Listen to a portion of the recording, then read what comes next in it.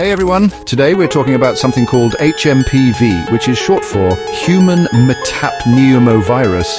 It's been in the news because of a recent outbreak in China.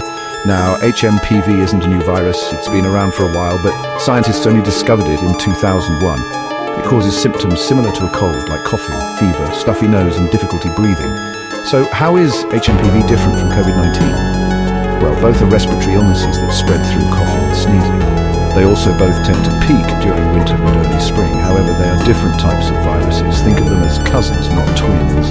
Also, we have vaccines and treatments for COVID-19, but not for HMPV. That's why it's so important to focus on prevention.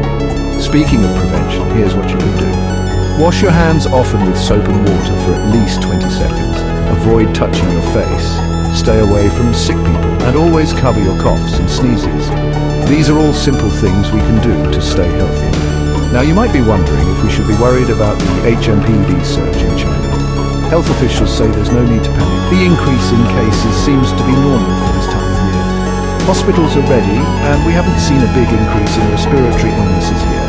But it's always a good idea to be cautious and practice good hygiene. To sum it up, the HMPV situation in China is something to be aware of, but it's not a global emergency. Since there's no vaccine yet, prevention is key. Stay informed, stay safe, and if you have any serious symptoms, don't hesitate to see a doctor. Thanks for watching. Don't forget to like, subscribe, and click the notification bell for more updates. See you next time.